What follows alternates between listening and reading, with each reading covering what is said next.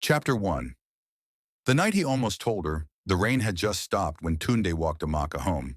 The street in their area was still wet, reflecting yellow light from the scattered street lamps. Small boys played football with a half-deflated ball. Women sat outside with wrappers tied around their waists, gossiping gently as the night cooled. Tunde's slippers slapped softly on the ground. His overalls were still stained with grease, but he had washed his hands and the smell of engine oil was lighter than usual. Amaka walked beside him in her simple gown and slippers, laughing about something that had happened in the market. "You needed to see the way that woman was shouting," she said, acting it out. "You want to cheat me? Me? I was born in this market." Tunde laughed, his eyes shining. He loved this simple walking, this ordinary life. No security, no bodyguards, no tinted cars, just him and Amaka under the evening sky. They reached the front of her compound. She stopped at the gate, fingers playing with the strap of her small bag. "Thank you for walking me," she said softly. "I should be the one thanking you," Tunde replied. "You're the only person that can talk to me, and I'll forget that my whole body is aching from work." She smiled, then hesitated. "Tunde," she said, "can I ask you something?" His heart skipped. "Ask." "Sometimes," she began slowly, "you talk like someone that has seen a different kind of life. The way you reason, the way you think, it doesn't sound like ordinary mechanic guy." He swallowed. "What do you mean?" He tried to laugh, but it sounded forced. "I don't know," she shrugged. "Sometimes you say things about business, about people, about money, as if you've lived on both sides." He looked away, because he had. The billionaire meetings, the private jets, the endless decisions about companies and contracts, all still there in his other life, the one he ran away from for a while. Amaka watched him quietly. "If there's something you're not telling me," she said gently, "you know you can talk to me, right?" His chest tightened. He wanted to tell her everything. That the old Corolla he repaired for free actually belonged to his father's company. That the village land his boss joked about was just one of his family's small investments. That his surname wasn't just Tunde Ajayi, it was Tunde Duro Ajayi, son of Chief Duro, owner of half the oil depots in the state. But fear choked him. Not fear of losing his wealth, fear of losing her. "Amaka," he said slowly, "there are things about me that are complicated." She took a step closer. "I don't care if they are complicated," she whispered. "I only care if they are lies." He froze. Silence hung between them. His phone vibrated in his pocket. He glanced at the screen. "Dad." The name stabbed him like a knife. He ended the call immediately. Amaka saw the name briefly before he dropped the phone. "Your dad?" she asked softly. Tunde's voice dropped. "He's just somebody I'm not ready to talk about." She nodded, not pushing further. "Okay," she said. "I'll wait. Just don't shut me out." She turned to go inside. Tunde watched her walk through the gate, his heart heavy. He almost told her. Almost. But almost never changes a secret. Hospital staff talk. One person posts on WhatsApp. Someone recognizes the name Duro Ajayi and screenshots Tunde's face. By the next day, the story had grown wings. Billionaire's son disguises as mechanic. Mad love or mad experiment? Rich boy playing poor, social media reacts. Taxi drivers argued about it. Women in the market discussed it over tomatoes and pepper. At the workshop, apprentices replayed the story like a movie. Mr. Cola slapped his hand on his thigh. "Ha! And I was shouting at billionaire's son to bring me 10mm spanner. Life has no balance." Some laughed, some were jealous, some shook their heads. But one person was quiet. Amaka. She sat in her small room, ignoring calls from Sadu, ignoring the noise outside, ignoring even her mother's concerned knocks. "Amaka, open the door," her mother pleaded. "We need to talk." She eventually opened. Her mother stepped in, wrapper tied tight around her waist, scarf loose on her head. "You've been inside all morning," Mama said. "What is going on? I heard something in the market about that mechanic boy." Amaka sat on the edge of the bed. "He's not just mechanic," she said flatly. "He's a billionaire's son." Her mother stared for a long moment. Then she sat beside her. "And you didn't know?" Amaka shook her head, tears filling her eyes. "I didn't know. I cooked for him. I prayed for him. I wished we would grow together from nothing, but he wasn't starting from nothing. He was starting from everything. Mama was quiet. Does he love you? She asked softly. Amaka looked up, surprised. Mummy, I didn't ask if he told you everything. Mama cut in gently. I asked, does he love you? Amaka thought of the way his hands shook when the boy wasn't breathing, the way he didn't care about his father's message when the doctor asked for money, the way he looked at her like she was the only person in the room. He does, she whispered. At least, I think he does. Mama nodded. Then the problem is not his love, she said. It's his fear. Fear of what? Amaka asked. Fear that if you knew who he was, you would change, Mama replied. Some rich people don't fear poverty, they fear loneliness. That is why they hide. Amaka wiped her eyes. So what do I do? Mama sighed. You do what your heart can carry, she said. If you can forgive, forgive. If you can't, walk away. But don't let anger choose for you. Think, then decide. Meanwhile, in a house far away from the noise, Tunde's life was also shaking. Chief Duro had been on calls all morning. I'm telling you, we need to release a statement, one board member said over speaker. This thing is trending. People are asking if we are stable. Another voice cut in. A son who fakes being broke and hides in slums? Is that who we want as heir? Tunde sat in a corner of his father's study, listening quietly, his fingers interlocked. He had never felt less like an heir in his life. When the call ended, Chief Duro turned to him. You see what you've done? He asked, anger mixing with frustration. This is not about your feelings, Tunde. This is about the family name. What about the boy? Tunde responded calmly. The one in the hospital. Did anyone ask if he's okay? His father paused. The boy is fine, he said at last. Money solved it, like it always does. Tunde shook his head. Money didn't run into the road to carry him, he said. I did. The same disgraceful son you're shouting at. Chief Duro's eyes hardened. Be careful, he warned. You are still living under my roof. I know, Tunde replied, and I'm grateful. But I won't apologize for saving a child's life. And I won't apologize for trying to live a normal one. His father's jaw flexed.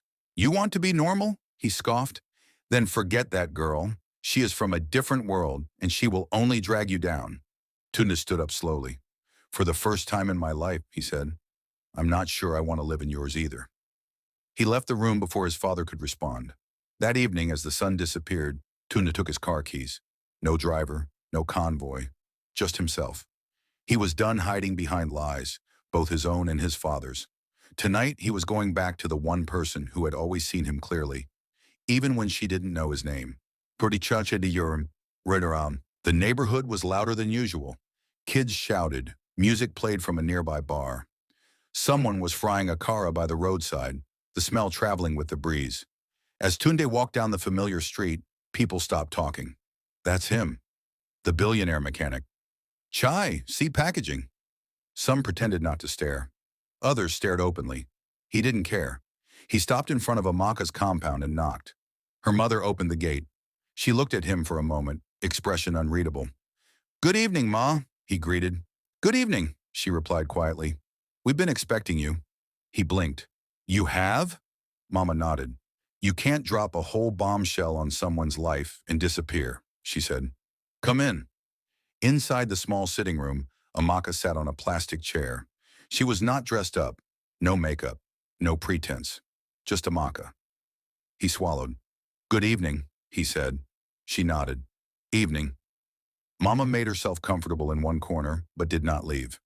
You can talk, she said. If my daughter cries again, I'll be here to see why. Tunde nodded respectfully. He took a slow breath.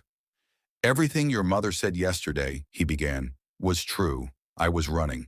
Not from police, not from poverty, from my life. He looked directly at Amaka. I grew up in houses with more rooms than we knew what to do with, he said. Cars always parked, food always ready. But there were rules for everything. How to stand, how to talk, who to greet, who not to greet, which smile to believe, which one to fake back. He smiled sadly. I knew what it felt like to be surrounded by people, and still feel completely alone. Amaka's eyes softened a little. So when I came to that workshop, he continued, I wanted to breathe. I wanted to know if anyone would respect me, laugh with me, argue with me, without knowing my surname. He rubbed his palm nervously on his jeans. Then I met you, he said. You shouted at me the first day because I wasted your change. Amaka almost smiled. You argued with Mr. Cola because he wanted to cheat a customer. You joked with those small boys that always play football outside. You brought me food when I didn't ask. You prayed out loud for me when you thought I was asleep in the corner. His voice shook slightly. You treated me like a person, not an opportunity. That's why I stayed. She looked at him quietly. So why didn't you tell me the truth? She asked softly. He closed his eyes briefly. Because I was afraid, he admitted. I've seen people switch on me after one introduction. They start talking different, acting different, asking for things, expecting things. I didn't want to see that happen to you. He opened his eyes again. But I was wrong, he said. By hiding, I did the exact thing I was afraid other people would do to me. I didn't trust you, even after all you shared with me. The room was quiet for a long time. Then Mama shifted in her seat. Amaka, she said, ask your last question. Amaka inhaled deeply. If we start again, she said slowly, what will you do differently? Tunde didn't rush. I will never lie to protect my comfort again, he said. If something is hard to say, I will still say it. I will not use "I was afraid" as excuse to hurt you, and I won't stand by quietly if my family disrespects you. Mama nodded in satisfaction. Good, she said, because I don't have energy to be consoling heartbreak every weekend.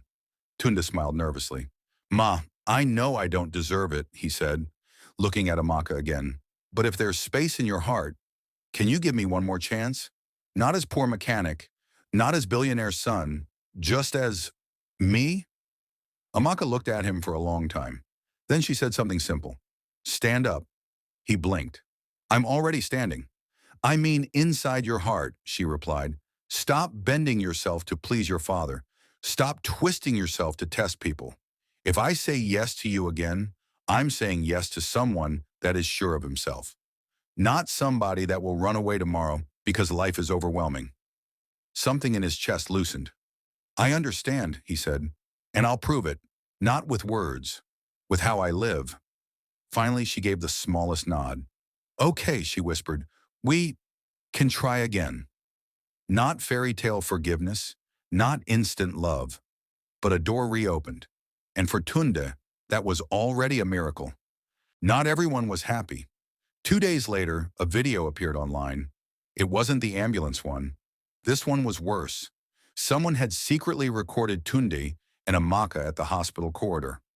The moment his father called her street girl and Tunde pulled back. The caption read, Billionaire's son fighting with father over girl from ghetto. Is this love or rebellion? Comments flooded in. Abeg, this girl is lucky. Na so them they pretend, tomorrow she go chop breakfast. Watch, the family will never accept her. Amaka's phone wouldn't stop buzzing. Even at the market, people kept looking at her differently. That's the girl, someone whispered behind her. Mechanic billionaire's girlfriend. She clenched her jaw and continued selling food. That night, she got a call from an unknown number. Hello, she answered. A smooth male voice responded. Am I speaking with Amaka? Yes, who is this? I'm calling from a lifestyle blog, the voice said. We want to feature your love story. Poor girl, billionaire heir, mechanic disguise, hospital drama. It will trend very well. We will pay you for your time. Amaka frowned. I'm not interested, she said. My life is not movie for you. She hung up. Soon after, a message came in. If you don't talk, others will, and they may not talk nicely. She swallowed. The pressure was growing. At the same time, Tunde had his own storms. The board was restless.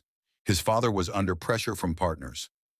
One particular investor, Mr. Lawal, pulled him aside after a meeting. This girl, Lawal said, get rid of her. Tunde stared. I beg your pardon? You heard me, Lawal said calmly. People are talking. If you want to be taken seriously in our world, you can't be dragging one market girl behind you like stray cat. Your father may not say it directly because you're his son. I'm saying it as businessman. Tunde's chest burned. With all due respect, sir, he replied, my personal relationships are not company assets to arrange and discard. Lawal smirked. Sentimental, he said. Very dangerous trait in business. Tunde didn't care. He left that conversation with a clearer head. He couldn't stand halfway anymore. He had to choose who he really was and whose voice mattered most. On a quiet Sunday evening, Tunde went back to where everything started, the workshop. The place was half empty. Some cars were parked, but most of the workers had gone home. Mr. Kola sat on a stool, sipping pure water, his big belly stretching his shirt. Tunde, he exclaimed, seeing him. Or should I say, Oga Tunde? Tunde smiled. I'll always just be Tunde here, sir. Mr. Kola chuckled. You cause wahala for my brain, he said. For days I was just looking at that place you used to sleep in corner, thinking, billionaire slept here. They both laughed. Then Kola became serious. You know, he said, when that video came out, some people said you were mocking poor people. But I watched you here. You never acted better than us. You carried tire, you wash hand, you sweat with us. That one no fit be fake. Tunde's throat tightened. Thank you, he said quietly. And that girl, Kola continued. The one with strong mouth. She's good for you. No fumble again. I won't, Tunde promised. As he left the workshop, his phone buzzed. This time it wasn't his father. It was Amaka. Amaka. Can we meet? Tunde. Anywhere, anytime. Amaka. Where we first talked properly, after that late-night shift. You remember? Tunde. I remember everything. He reached the small junction near her house where he once walked beside her, both tired but happy, sharing puff-puff and soft drink. She was already there, standing under a streetlight. No makeup, no special dress, just Amaka. He walked up, heart beating steadily. You're trending again, she said, half teasing. They're calling you Mechanic Prince now. He groaned softly. Please, I just want to be a normal human. Too late, she smiled slightly. But that doesn't mean your heart can't be normal. She reached into her bag and pulled out a folded piece of paper. What's that? He asked. Questions, she said. The ones I should have asked in the beginning instead of just assuming we were the same. She unfolded it. 1, she read. If your father tells you to choose between me and the company, what will you choose? He didn't even blink. I will choose the truth, he said. If the company requires me to lie about who I love, then it's not a company worth inheriting. She stared at him. That may cost you everything, she said. Then I will build something else, he replied. Maybe smaller, maybe slower, but honest, with my own hands, with you by my side if you stay. She looked back at the paper. 2, she read. Are you ashamed of where I come from? Never, he said. Your street taught me more dignity than any boardroom. 3, she continued softly. If I say no to entering your rich world, fancy parties, fake friends, high society, would you be willing to build a middle ground, simple life, even if people laugh? Yes, he said simply, as long as we're laughing together. The paper shook slightly in her hand. I don't have more questions, she whispered. Then I have one, he said. She raised her eyes. Can we stop fighting the story and start writing it together? He asked. Without pretending, without testing, just honestly? A slow smile formed on her lips. No more secrets? She asked. No more secrets, he promised. She took a breath. Then yes, she said. We can try. Not perfect, not magical, just real. In the distance, someone shouted at a passing bike. A generator hummed to life. The world remained noisy and imperfect. But for the first time in a long time, Tunde felt settled. Not because he had money, not because he had a title, because he had finally stopped running from who he was and from who he loved. Amaka moved a little closer, not touching him, just standing beside him, facing the same direction. 2 people, same street, same future. A poor mechanic and a billionaire's son, no longer 2 different men, just Tunde, and the girl who loved him long before she knew.